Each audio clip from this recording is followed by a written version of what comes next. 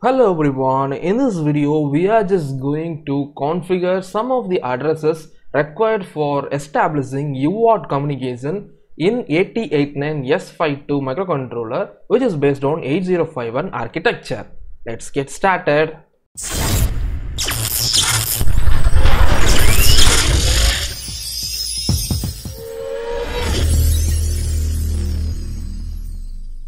So in the previous video we just configured some of the registers that is required for establishing serial communication in our 8089S52 microcontroller, right? So we did all the configuration of registers that is required for establishing serial communication in this microcontroller, and now we are just going to define the addresses of all the registers required for the serial communication in the header file that we created. So I am opening the Keil Microvision IDE, and here I am just going to click on project and new Microvision project, and inside this serial folder I am just going to create the project file to be serial communication. So here what you want to do is you just want to click on this legacy device database and here type in the microcontroller name 8089S52, select this microcontroller and click on OK. And it is asking you whether to create the startup file for the microcontroller. Click on no, we don't need the startup file for this microcontroller. And in the source group, right click and click on this add new item to the source group, and we just want to add the main.c file. So type in main and select the .c format and click on add. So that's it, you can see the main.c has been successfully added to the project. Now we just want to add the header files. So going to the previous lecture project, that is the timer lecture, I am just going to copy paste this header file that we created 8089S52. I am not going to create the header file from the base. If you have missed that lecture, you can go back to that lecture. I just created this header file in the beginning lecture of LED Blink, and I have kept on updating it till now.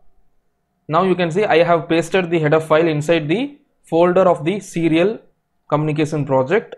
I am just going to add that to my project. Right click on the source group again, click on add existing file now, and then select the 8089S52.h and click on add. Now you can see the header file has been successfully added. So you can see in this header file we have defined the addresses of all the ports, port 0, port 1, port 2, port 3, and all the individual bits available in the 4 ports, port 0, port 1, port 2 and port 3. And later we just declared the addresses of all the interrupt registers, IE register, and this is the IE register definition. And then we just configured the addresses of timer registers TCON, TMOD, TH0, TL0, and also we just defined some of the bits useful for timer 0, TR0 and TF0. And now for establishing serial communication, we required some of the registers that we discussed in the UART configuration lecture, right? So these are those registers that is required for initializing the UART communication and for establishing UART communication. First and foremost register is TMOD register that have been already declared over here. You can see TMOD has been declared, so we need not do that. Next register is TH1, which is useful for setting the baud rate. So I hope you remember the configurations that we did in the UART configuration lecture. If you have missed that lecture, you can go back to that lecture. Now next register is TH1 register, which is useful for setting the baud rate for the communication. So first and foremost thing is we just want to define the address for this TH1 register in our header file. So I'm just going to define SFR of TH1 equal to, so I'm going to the user manual of 8051 microcontroller. The link for this document is provided in the description of this video. You can go there for downloading it.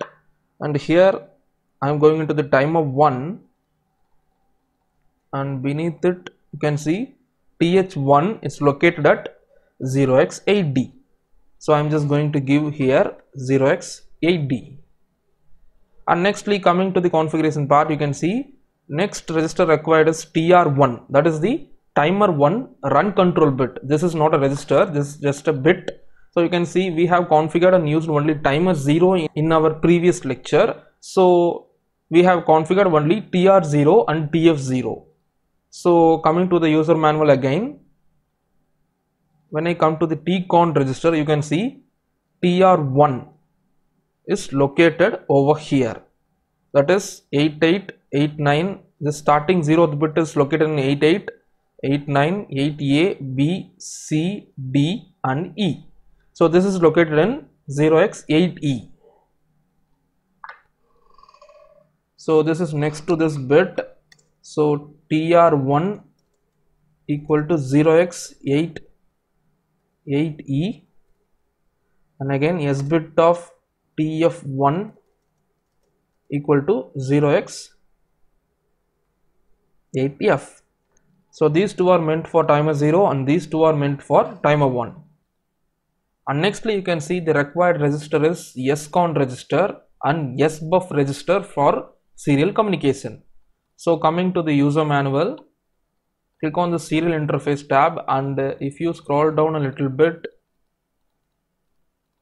you can see here is the SCON which is located at 0x98.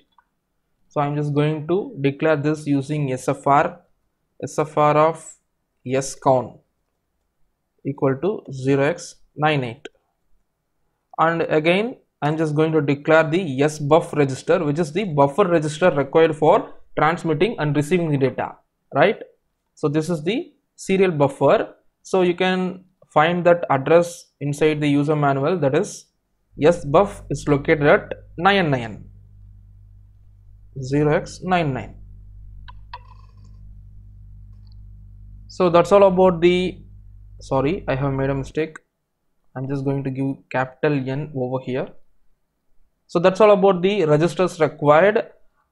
So in addition to all these registers, I'm just going to define two most important bits that is available in SCON register, that is RI and TI bits. So these two bits are most useful for finding whether the data has been completely transmitted or completely received. So I'm just going to define this using S bit TI equal to it is located at first bit of SCON, that is 9899.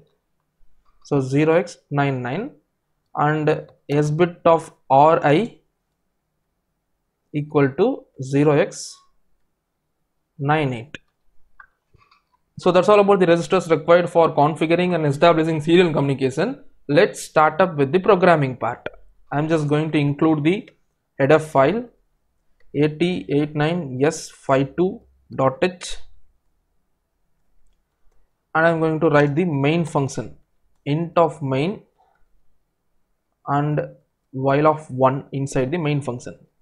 So this is the infinite loop where you are just going to write the repeatably executed statements in the program, and here I'm just going to write all the programming instructions that needs to be executed only once in the lifetime of the program. So these are the difference between these two things. Let's try to write the functions required for establishing serial communication.